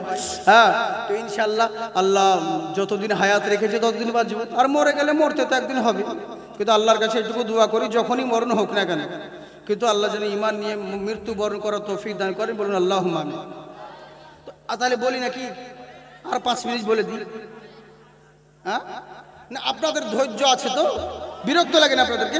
কিন্তু পিছন থেকে লোক দেখে মনে হচ্ছে বিরক্ত লাগছে, তো ওরা যে কিছুই বলে না, আবার হাত উঠিয়ে বলেন আল্লাহু আকবার। দেখেন সবাই উঠাই না, আবার এরাই ভোটের সময় তখন চিচাবে, দাঁড়ান কিছুদিন হতে দেয়, এরাই বলবে ইনকলাব জিন্দাবাদ, বাজি থাকবে মাথাবাদ, ওরাই বলবে। আবার কতজন বলে জাকির সাহেব তুমি বলো আমরা বাদ, যদি করো প্রতিবাদ ধর থাকবে মুন্ডুবাদ। আমি বলি ভয় করি না বে, আমার জন্মস্থান মুর্শিদাবাদ, বুঝলেন তো। যে হাত আল্লাহ আল্লাহ রসুলের নামে উঠে ওই হাতে লাকুয়া পড়ে না। আর একবার হাত উঠিয়ে বলেন ইয়া রাসূলুল্লাহ, সবাই মিলে বলেন ইয়া রাসূলুল্লাহ, মাশাআল্লাহ জিন্দাবাদ। ইসলিয়ে তো जाते हैं उम्मती मदीने में, उम्मती मदीने में, उम्मती मदीने में। सुबहानाल्लाह बोलें। থাক আর বলবো না, আপনারা কিছুই বলছেন না, জানি তো পয়সা শেষ করে দিয়েছে, কিন্তু সুবহানাল্লাহ তো দেন। इसलिए तो जाते हैं उम्मती मदीने में, उम्मती मदीने में, इसलिए तो जाते हैं उम्मती मदीने में, इसलिए तो जाते हैं उम्मती मदीने में, कि मुस्तफ़ा बनाती है अरे जन्नती मदीने में, जन्नती मदीने में, जन्नती मदीने में। তাই মদিনার আশিক বলছে শোনো, যদি বিবাহর সময় নামাজ আদায় করো, তোমার জেনে রাখো তাহলে যেই দোয়া করবে সেই দোয়া কবুল হবে। স্বামী স্ত্রীতে শুকরানার নামাজ আদায় করলে কয় রাকাত? 2 রাকাত। জি যাকে ভালো, আপনারা জানেন, অনেকজন ওটাও জানে না, কখন কোন রাকাত নামাজ হয় তাও জানে না। জিজ্ঞেস করে বলো তো ফজরের নামাজ কয় রাকাত? কেউ বলে 6 রাকাত, জোহরে আর কেউ বলে হবে 12-14 হবে। কতজন নামাজ পড়ে দিন রাত কিন্তু দোয়া জানে না, দোয়া জানে না। অনেক জনা এই লিগে বলছি যুবকরা তোমরা এখন এই অবস্থায় শিখো, ওই বুড়ো এক্সপায়ার মাল যখন হয়ে যাবে, ডেট শেষ, তখন ওই মসজিদ ধরবে, ওই রকম করো না শোনা, তখন কিছুই তো হবে না, মুখ দিয়ে তো আল্লাহু আকবার বলে আল্লাহু আকবার বলবে তখন। হ্যাঁ তখন আর কি লাভ হবে বলো? শেষকালে এক্সপায়ার যখন ডেট শেষ তখন তুমি বলছো হ্যাঁ গো আগেকার মানুষ এত বোকা ছিল জানে। ইমাম তখনকার মানুষ তো বোকা ছিল। ইমাম বলেছে আগে মাটির মসজিদ ছিল, আপনারা জানেন, পাকা মসজিদ হয়নি, মাটির মসজিদ ছিল। তো ইমাম বলে দিয়েছে আমি যা করব তোমরা তা করবা। জুম্মার দিন একদিন নামাজ পড়তে হবে সবাইকে, গোটায় সবাই এসছে। ঢাকঢোল তখন মাইক ছিল না, ঢাক ভিজিয়ে সবাইকে বলেছে জুম্মার দিন নামাজ পড়তে হবে, সপ্তাহে একদিন সবাই এসেছে নামাজ পড়তে। তো মৌলবি তখন মৌলানাও সেরকম ছিল না, মুন্সি টাইপের, তিনি বলেছেন শোনো আগে ওযু করতে হবে, ওযু না হলে নামাজ হবে না। বলে কেমন করে ওযু করবো হুজুর? বলে আমি যেমন ওযু করবো তোমরা তেমন করবে, আমি যা যা করবো তোমরা তাই তাই করবে। বলে ঠিক আছে। এবার ওযু করে ইমামের দেখা দেখি। এবার ইমাম সাহেব ওযু করছে তো মাটির বদনা, তো মাটির লোটা, যাই হোক ইমামের হাত থেকে লোটাটা পড়ে গেছে, পড়ে গিয়ে ভেঙে যায় ওযু করতে করতে। এরা মুসল্লিরা ভাবছে কত বদনা ভাঙতে হয়, ওযু করে আর বদনাকে ঠুকে ঠুকে ভাঙে, বুঝলেন।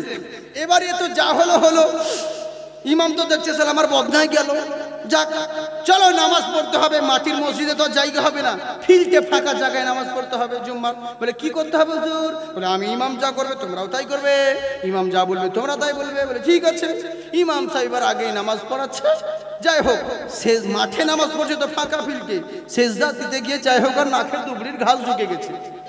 হ্যাঁ, সেরকম ইমাম ছিল মুন্সি টাইপের, তো যেমন ঘাস ঢুকে তখন এমনি করে উঠেছে, পিছনে মুখটা এমনি করে উঠেছে। ইমাম ভাবছে সেটা আমার ভুল হলো, ইমাম লুঙ্গি তুলে মার দৌড় আগে আগে দৌড়াচ্ছে, মুক্তাদিরাও ইমামের পিছন পিছন দৌড়াচ্ছে, এও দৌড়ায় ও দৌড়ায়। ইমাম তো আগে ছিল, কোথায় হারিয়ে গেছে। এদের যখন চোখের আড়াল হয়ে গেল তখন এক জায়গায় বসে বলছে সারা নামাজ পড়তে গিয়ে যে এত দৌড়তে হয় তা জানতাম না ভাই, এত দৌড়াতে হয়।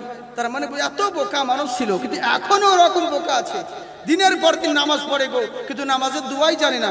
বয়স হয়ে গেছে গো, নামাজ পড়ছে তো এমনি করে কি যে মুখে পড়ছে, ফিস ফিস ফিস ফিস ফিস ফিস ফিস ফিস ফিস ফিস, রুকু দিয়েছে তাও, রুকু দিয়েছে তাও। নামাজ পড়ার পরে বলছি চাচা, বলে কি হলো বাছা? বলে নামাজ পড়ছিলেন এত দেরি লাগলো কেন? কি দোয়া পড়ছিলেন? বলে কি দোয়া পড়বো বাবা? যা পড়তে হয় তাই, তোমরা যা শিখিয়ে দিয়েছো তাই শিখেছি। বলে কি শিখেছি? আপনি ওই রুকুতে গিয়ে কি ফুসফুস ফুস করছিলেন? বলে সুবহানাকা আল্লাহুম্মা পড়ছিলাম। মানে সানা ওকে তাহারিমা বাঁধার পর পড়তে হয়, ও রুকুতে গিয়ে পড়ছে, বুঝলেন? বলে চাচা সেজদায় কি পড়ছেন? বলে ভুলে গেলাম বাপ, কি বলছিলাম, কি বললাম। তার মানে বুঝতে পারলেন, এরা শুধু নাম সাক্ষী মাথা ঠুকতে যায়, এখনো নামাজের নিয়ম কানুন জানে না ভাই। এরই জন্যে বলে ওরে দিল কাবাকে ঠিক রেখে তুই যাই নামাজে দাঁড়াগা, তারপরে যে নিয়াত বেঁধে পড়গা দুয়া সানাসা, পড়গা দুয়া সানাসা, কিয়ামতের বিচার দিনে নবী ছাড়া পার পাবি নে। এই ভাবের মায়াতে পড়ে আল্লাহ রসুল ছিললে না, নামাজ রোজা নয় রে সোজা, বুঝবি রে একদিন মোনা। মুসলমান বয়স হয়ে গেল, এখনো ইসলামের কালচার কিছু বুঝলো না, ইসলামী আদর্শ ইসলামী আখলাক আমাদের ভিতরে এলো না। শুধু পুরুষদেরকে দোষ দিলে হবে না, লক্ষ্মী ভান্ডারের ম্যাডাম যারা আছে এরাও কিছু কম না, বুঝলেন? লক্ষ্মী ভান্ডার যারা করে এরাও কিছু কম না। ওরে এত প্রশ্ন দিস না। হ্যাঁ জি জি জি, তাই বার করলো কি, যারা লক্ষ্মী ভান্ডার এদেরকে ভাবছেন ভালো, এরাও কিন্তু সেরকম নয়। তোমরা রাগ করো না মামুন, কিন্তু তোমাদের খাসরত খুব একটা ভালো নয়। তোমরা খালি আমাদেরকে দেখি পর্দা করো, আর কাউকে করো না। হ্যাঁ গো, আপনারা আমার নেটে বক্তব্য শুনেছেন তো মনে হয়, দেখেছেন। হ্যাঁ, আমি বলেছিলাম এদিকে কোথায় বলেছি, হ্যাঁ দেখতে পাবেন বহুত রকম প্রোগ্রাম আমাদের। কারণ মেয়েরা ওরকম গো, শুধু পর্দা, মানে মৌলবীদেরকে পর্দা। রাস্তার ধারে টিউবওয়েল মানে গোসল করছে, আমাদেরকে বলতেও লজ্জা লাগে জানি, রাস্তার ধারে টিউবওয়েলে গোসল করছে, আর এদিকে মেয়েকে দাঁড় করিয়ে দিয়েছে, বলে কেউ এলে পরে বলবে, কেউ এলে বলবে। জি জি জি, হ্যাঁ হ্যাঁ, কেউ এলে পরে বলবি, কেউ যদি আসে তো বলে ঠিক আছে তাহলে বলবো। হ্যাঁ, এবার দেখছে মা বিটিকে এবার দাঁড়ি করিয়ে দিয়েছে, বলে দেখ তো মা কে আসছে? বলে মা কুতুব চাচা। ও আসুক, তোদের চাচা হচ্ছে। আবার দেখ তো মা কে আসছে? বলে মা লোকমান। ও লোকমান সিরাজুলের আব্বা, তোদের দাদা হচ্ছে, আসুক গো, আসছে দিন। আর একবার দেখ তো মা কে? বলে মা মাওলানা সাহেব। তাড়াতাড়ি কাপড়টাকে এমনি করে ঢাকছে, কারণ আমরা কি তোর ভাসুর হই রে? আমরা কি তোর শ্বশুর হই যে দেশের লোক তোর দেওয়ার উদাম করে থাকবি আর মৌলবীর সামনে পর্দা করবি? ওকে পর্দা বলে না, ওকে পর্দার নামে জর্দা বলে। হ্যাঁ, হায় রে তোমাদের পর্দা, ওরকম পর্দা করো না। কিন্তু তোমাদের ব্যাপারে কিছু বলবো না, কারণ তোমাদের সরকার, তোমাদেরকেও দরকার।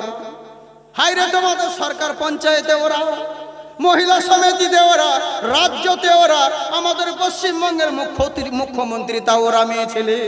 ওদের ব্যাপারে কিছু বলবো না, শুধু না ইমামতির জায়গা আমাদেরকে ছেড়ে দিয়েছে, বাকি সব ওরা দখল করেছে। এলাকে মা বোন বলছি তোমরা ভালো, তোমাদেরকে কিছু বলবো না। মৌলানা কেন বলি না জানেন? কারণ ওদের হাতে মৌলবীদের ভাত। আপনার বাড়িতে যখন পালি পড়বে আপনি তো খাবার দেবেন না, বলে চলে যাবেন, কিন্তু ওরাই তো রান্না বান্না করে, ওরাই খাবার দিবে।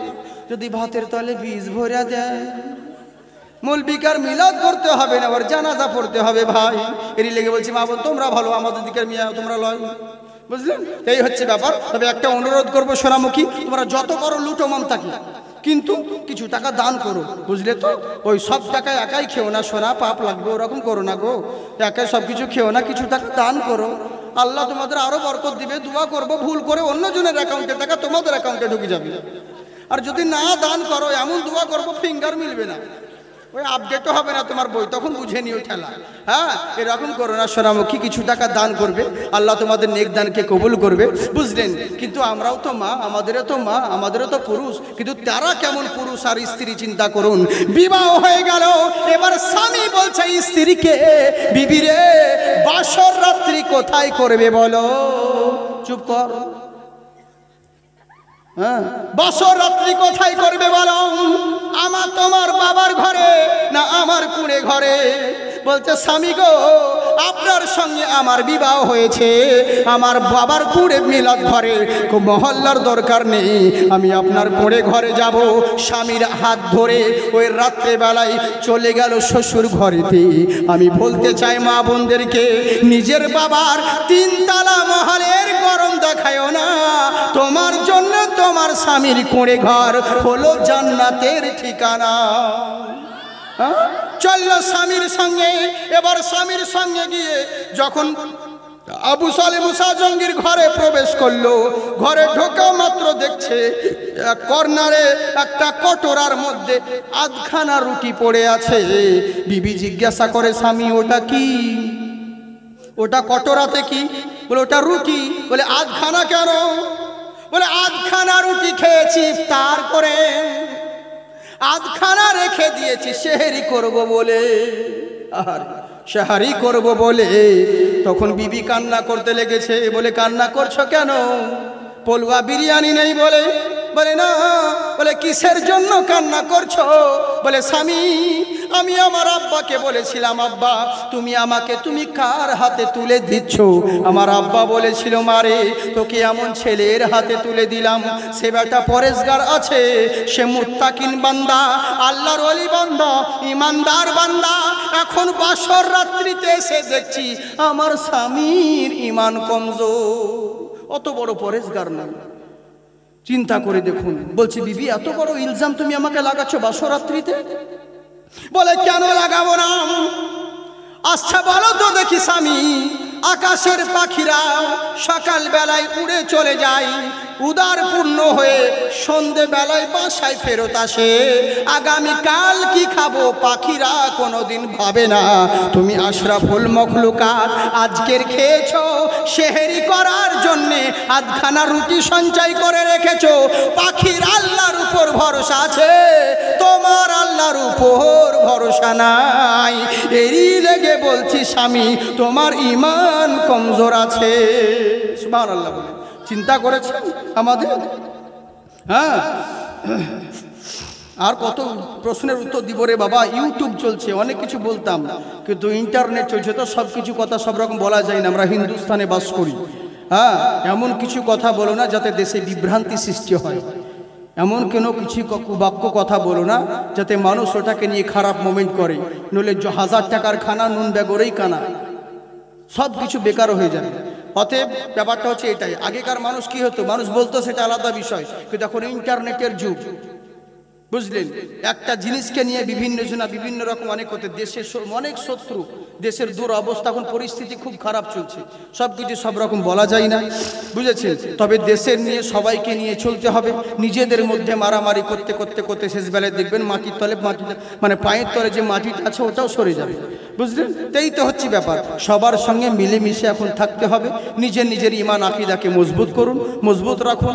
আর সমস্ত ধর্মের মানুষ আমরা এখানে বাস করি, হিন্দু মুসলিম সব ধর্ম মিলে আমাদেরকে সকলকেই নিয়ে এই ভারতবর্ষ।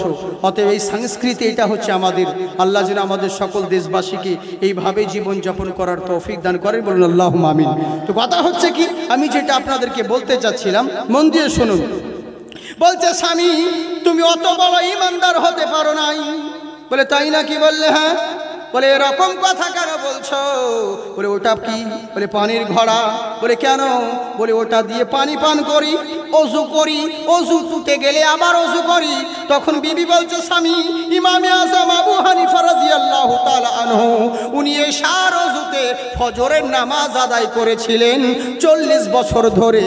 তুমি কেমন ইমানদার হে যে অজু করো আবার অজু টুটে যাই? তার মানে যতটা ভেবেছিলাম তুমি পরেশগার, অতটা পরেশগার হতে পারো নাই। এরই লেগেই আমি কান্না করছি।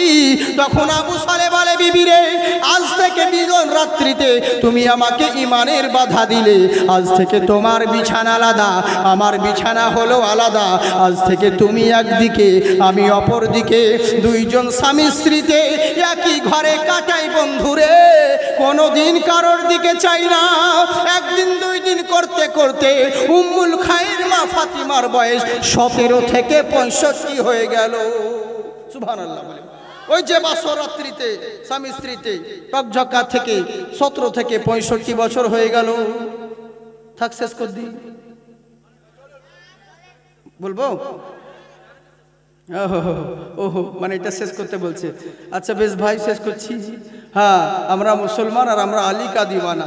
একবার সবাই মিলে আমার সাথে সাথে বলেনি, ইয়া আলী, ইয়া আলী, আলী আলী, ইয়া আলী আলী, আলী আলী, ইয়া আলী আলী। मैं क्या बताऊं तुमको कि क्या अली का है, काबा अली का, गुंबद खजरा अली का है। मैं क्या बताऊं तुमको कि क्या अली का है, काबा अली का, गुंबद खजरा अली का है। भारत की सरजमी मुअत्तर है इसलिए, भारत की सरजमी मुअत्तर है इसलिए, भारत की सरजमीन मुअत्तर है इसलिए। ख्वाजा पिया के जलवे में जलवा अली का है। या अली, या अली, अली अली, या अली अली, अली अली, या अली अली। सब मिलकर बोलो अली अली। हाँ, कि मैदान में ओ शेर कद खुदा का जिधर गया, कुफार बोले भाग के अब तन से सर गया। ताकत खुदा ने बख्शी थी उनको इस कदर, ताकत खुदा ने बख्शी थी उनको इस सिए के हाथ मारा तो खैबर अली का है। या अली, या अली। তাই আলীর বংশধর আবু সালেহ মুসা জঙ্গি আর উম্মুল খায়ের মা ফাতিমা দুইজনে আলাদাভাবে থাকতে লাগলেন। এবার উম্মুল খায়ের বলে, ওগো স্বামী, এসো আমার বুকে। বাসর রাত্রিতে তোমাকে মিলনের বাধা দিয়েছিলাম, আমি বুঝতে পারিনি তুমি এত বড় পরেশগার বান্দা, আমি ভাবতে পারিনি এত বড় আল্লাহওয়ালা বান্দা। এসো আমার বুকে। মনে হয় বয়স হারিয়ে গেছে, মনে হয় আর সন্তান হবে না।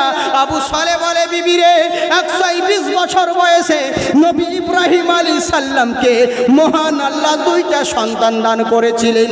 হাজেরার ছেলে হলো হযরত ইসমাইল, আর মা সারার পেটে হযরত ইসহাক আলাইহিস সালাম। জেনে রাখো, আমরাও হলাম আওলাদে রাসূল। আমাদের দোয়া আল্লাহ কেন কবুল করবে না? ওযু করার পরে নামাজে দাঁড়ালেন। নামাজের পরে প্রেম মিলন বাঁধার আগে আল্লাহর দরবারে দোয়া করে, আওলাদুহুম সালিহুন, এমন একটা ছেলে দিবে যাতে মদ না খায়, এমন একটা ছেলে দিবে যাতে জুয়া না খেলে, এমন একটা ছেলে দিবে যাতে ব্যভিচারী না করে, এমন একটা ছেলে দান করো যাতে নেককার হয়, এমন একটা সন্তান দান করো যাতে পরেশগার হয়, এমন একটা ছেলে দান করো যাতে মুত্তাকি হয়। আল্লাহর কাছে দোয়া করলেন। দোয়া করার পরে স্বামী স্ত্রীতে মিলন সংস্পর্শ, যুজ্ঞেনা লিন্নাসে হুব্বুশ শাহাওয়াতি মিনান নিসা। স্বামীর বুকে স্ত্রী, স্ত্রীর বুকে স্বামী, মার বুকে বাবা, আর বাবার বুকে মা। দুইজন স্বামী স্ত্রীতে মিলন সংস্পর্শে মহান আল্লাহ রাব্বুল আলামিন ওই রাতের ওসিলাতে, ওই রাতের সাদকাতে, ওই দুয়ার বদৌলাতে দুনিয়ার নামি দামি সন্তান পিরান পীর দস্তগীর মহিউদ্দিন আব্দুল কাদের জিলানী ও গিলানী রাদিয়াল্লাহু তাআলা আনহু মায়ের গর্ভে এলেন। হ্যাঁ, মায়ের গর্ভে এলেন গৌসে পাক, এখনো দুনিয়াতে ভূমিষ্ঠ হয় না। বুঝলেন, আমিও জীবনী করি না তাই সেরকম, কিন্তু আমরাও জীবনী করি, কিন্তু সেরকম আমাদের একটু অন্য ধরনের হয়। বুঝতে পারলেন তো? কথা হচ্ছে কি, সামনে বলতে গেলে টাইম নষ্ট হবে, আমি আপনাদেরকে আর বেশি বিরক্ত করব না। কথাটা হচ্ছে এইটাই, গৌসে পাক পৃথিবীর বুকে এখনো আসেন নাই, মার পেটে আছে, কিন্তু চিরদিন সবার সমান যায় না। পৃথিবী ছেড়ে একদিন সকলকে যেতে হবে। দুনিয়াতে কেউ থাকতে আসে নাই। আবু সালেহ মুসা জঙ্গি মরণ পথের পাড়ি দিতে আছে, মরণ যাত্রায় রয়েছে। দুনিয়াতে কেউ চিরদিন থাকতে আসে নাই, এখনো ইন্তেকাল করেন নাই। ওইখানেও বলতে গেলে এখানে অনেকটা কথা রয়েছে, কিন্তু সংক্ষিপ্তে মূল কথা বলি। মায়ের পেটে আবু সালেহ মুসা জঙ্গির ওরসের সন্তান উম্মুল খায়ের মা ফাতিমার গর্ভে রয়েছেন আমার গৌসে পাক দস্তগীর পিরান পীর মহিউদ্দিন আব্দুল কাদের জিলানী ও গিলানী রাদিয়াল্লাহু তাআলা আনহু। উনি মায়ের পেটে রয়েছেন। এবার করল কি, যখন দুনিয়ার বুকে আবির্ভাব হবেন, কেমন গৌসে পাক, কেমন গৌসুল আজম। দেখুন এদিকে রমজান মাস, মসজিদের মধ্যে ঝামেলা লেগে গিয়েছে, মসজিদে ঝামেলা লেগে গেছে। কখন বলুন তো? 29 রোজার দিন, 29 রমজানের দিনে মসজিদে ঝামেলা আরম্ভ হয়ে গেল। গৌসে পাক পৃথিবীর বুকে আগমন হয়েছেন। সন্তান 2-3 মাসের হোক সন্তান, রমজান মাসে উনি মার কোলে আছেন, দুগ্ধ পান করেন। মসজিদে 29 রোজার দিনে ঝামেলা লেগে গেল। কেউ বলছে আগামীকালকে ঈদ হবে, কেউ বলছে না রোজা হবে। আমাদের যেমন এখন হয় ওরকম ঝামেলা বেঁধে গেল দুই দলকে। মসজিদের ইমাম ছিলেন আব্দুল্লাহ সৌমি, উনি বলছেন বাবা শোনো, তোমরা মসজিদে ঝামেলা করো না, ও তোমরা এসা তারাবি পড়ে বাড়ি চলে যাও, ফজরে সেহরি খেয়ে মসজিদে এসো, তখন আমি বলবো তোমাদেরকে আগামীকালকে ঈদ হবে না রোজা হবে, তখন বলে দেবো। ঠিক আছে, বাড়ি চলে গেলেন। ফজরের নামাজ পড়তে যখন সেহরি খেয়ে নামাজ পড়তে এসছে, তখন বলছে কি খবর ইমাম সাহেব? বলে বাবা রে, আজকে ঈদ হবে না, রোজা আজকে হবে, আগামীকাল ঈদ হবে। বলে রাতারাতি ফতুয়া পেলে কোত্থেকে? রাতারাতি ফতুয়া কোথা থেকে হায়ার করলে বলো? বললে বাবা শোনো, ফতুয়া নয়, আমার মেয়ের ঘরে একটা সন্তান জন্ম নিয়েছে, সে মাদার জাতলি, আল্লাহর ওলি বাবারে, তার নাম হলো আব্দুল কাদের। আমি আমার মেয়ের কাছে গিয়েছিলাম, ফজরের আজানের পরে আমি আমার মেয়েকে বললাম, মারে তোর আব্দুল কাদেরকে একবার তোর স্তনে মুখ লাগিয়ে দেখা। যখন স্তনে মুখ লাগাতে দিচ্ছেন, তখন আমার মা বলল, আব্বা জান এ তো আর মুখ লাগাচ্ছে না, এটা তো প্রথম দিন থেকেই হয়ে আসছে। আমরা যখন সেহরি খেতাম, বাচ্চাও দুগ্ধ পান করে নিত, সারাদিন দুধে মুখ লাগাতো না। আবার সন্ধেবেলায় আবার যখন ইফতারের সময় হতো, আমরা ইফতার করতে বসতাম, আব্দুল কাদের আমার স্তনে মুখ লাগাতো। প্রতিদিন এইভাবে 29টি দিন হয়ে গেল। প্রত্যেক দিনের মতন আজকেও তো তাই করছে, আজকেও তো স্তনে মুখ লাগাই না। ওরে আব্দুল কাদের মায়ের স্তনে যখন মুখ লাগাইনি, তার মানে আজকে রোজা হবে, ঈদ হবে নি। মুনি মাদার জাত আল্লাহর ওলি, রোজা ঈদ হবে না। ওই হলো আমার গৌস পাক, আমরা সেই গৌসে পাকের দিওয়ানা। এরই জন্যেই বলবো, আমি আর আপনি সবাই মিলে একবার বলুন, আব্দুল কাদের জিলানী, আব্দুল কাদের জিলানী। জোরে বলেন, আব্দুল কাদের জিলানী, আব্দুল কাদের জিলানী। মোহাব্বতে বলেন সুবহানাল্লাহ। যতবার বলবেন তত নেকি পাবেন। সবাই মিলে বলুন, আব্দুল কাদের জিলানী, আব্দুল কাদের জিলানী, আব্দুল কাদের জিলানী, আব্দুল কাদের জিলানী। 12 बरस की डूबी कश्ती एक लम्हे में पार किया, 12 बरस की डूबी कश्ती एक लम्हे में पार किया। एक ही वक्त में 70 घर में आपने तो इफ्तार किया। एक ही वक्त में 70 घर में आपने तो इफ्तार किया। एक दिन मेरे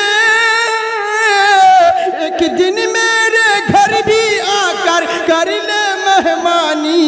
अब्दुल कादिर जिलानी, अब्दुल कादिर जिलानी, अब्दुल कादिर जिलानी, अब्दुल कादिर जिलानी। मोहब्बत के साथ बोलिए सुभान अल्लाह। जिक्र जहाँ पर हो जाता है बरकत नाजिल होती है। बज़ में गौस के पाक के सदके रहमत नाजिल होती है। बज़ में गौस पाक के सदके रहमत नाजिल होती है। सारे जहां को आपके दर से ज़हराई खैरात मिली। कितनों को सौगात मिला और कितनों को सरमाया मिली। कितनों को सरमाया मिला और कितनों को सौगात मिली। आपके नाम के सदके तो मिट जाती है परेशानी। अब्दुल कादिर जिलानी, अब्दुल कादिर जिलानी, अब्दुल कादिर जिलानी, अब्दुल कादिर जिलानी। তাই আমার গাউসে পাক মায়ের পেটে জন্ম নিলেন। দুনিয়াতে আসার পরে বাচ্চা ছেলে 3 মাসের সন্তান। দেশের মীমাংসা ছিল, তাদের সমস্যার সমাধান করে দিলেন। এখন আল্লাহর ওলি উনি জন্ম নিয়েছেন ওই মায়ের গর্ভে। তাই ইটের ফার্মা ভালো ছিল বলে ইট ভালো হলো। তাই তো বাবা, যদি কোম্পানি ভালো হয় প্রোডাক্ট ভালো হবে। বাপ মা ভালো তো সন্তান ভালো হবে। ওই বাপ মার ঘরে, ওই বাপ মার মধ্যে যদি নবীর আখলাক থাকে, নবীর আদর্শ থাকে, সব জায়গায় লাভবান হবে। দুনিয়ার মানুষ তাদেরকে সালাম করবে, দুনিয়ার মানুষ তাদের চর্চা করবে। আমরা মুসলমান, আমরা মুখে বলি নবীকে ভালোবাসি, নবীকে ভালোবাসি। আমাদের জন্ম থেকে মৃত্যু অবধি আমাদের চরিত্রে নবী মুস্তাফার আখলাক এক বিন্দু পরিমাণ না। অথচ মুখে বলি আমরা নবীকে ভালোবাসি। তাই আমার আল্লাহ বলে বান্দারে, মুখে বললে নবীর ভালোবাসা হয় না। মা আতাকুমুর রাসূলু ফাখুযুহু ওয়া মা নাহাকুম আনহু ফান্তাহু। আল্লাহর রাসূল যেটা দিয়েছেন সেটা সাদরে গ্রহণ করবে, আর যেটা থেকে নিষেধ করেছেন সেটা থেকে দূরে থাকবে। তাহলে প্রকৃত নবীর ভালোবাসা হবে। একটা কথা জেনে রাখো, নবীর মতের সঙ্গে যদি তোমার মত মিলে নবীর উম্মত হবে। নবীর মতের সঙ্গে যদি তোমার মত না মিলে তুমি সব হতে পারো, নবীর উম্মত না হবে। ওরে বিশ্ব জগতে ঘুরিলে যার জোড়া পাবে না, আমার নবীর মতো আর নবী হবে না। সুবহানাল্লাহ বলেন না। চিন্তা নাই আর বলবো না, একবার জোরে বলে সুবহানাল্লাহ। বিশ্ব জগতে ঘুরিলে যার জোড়া পাবে না, আমার নবীর মতো আর নবী হবে না। কোথায় গেলে পাবো মোরা এমন দয়ার নবী, জিনার হাতে রোজ হাসরের জান্নাতের চাবি কাঠি। ওরে সেই নবীজি ধরাই এসে দিলেন খোদার ঠিকানা। হ্যাঁ, সেই নবীজি ধরাই এসে দিলেন খোদার ঠিকানা।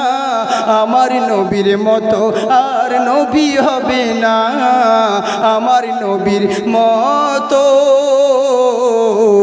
আর নবী হবে না। তাই আমার আল্লাহ বলে বান্দা শোনো, দুনিয়ার বুকে যারা তোমরা রয়েছো আমার নবীর আদর্শকে ফলো করো, নবীর আখলাককে ফলো করো, তোমরা সব জায়গায় লাভবান হবে। দুনিয়াতে সাফল্য যদি পেতে চাও কোনো মূল্যার নয়, নবী মুস্তাফা রাসূলুল্লাহর চর্চা করতে হবে। কারণ তোমাদের উপরে আমি রব্বুল আলামিন যা কিছু দিয়েছি সবই আমার ইহসানের যোগ্য, কিন্তু বলি নাই তোমাদের উপরে ইহসান করেছি যেদিন তোমাদের নিকটে নবী মুস্তাফাকে প্রেরণ করেছি, সেদিন তোমাদের উপর আমি আল্লাহ ইহসান করেছি। লাকাদ মান্নাল্লাহু আলাল মুমিনিনা ইয বাসা ফীহিম রাসূলা, আমি তোমাদের উপরে তোমাদেরই মধ্যে থেকে তোমাদের নবীকে প্রেরণ করেছি, তোমাদের উপর আমি আল্লাহ বড় ইহসান করেছি।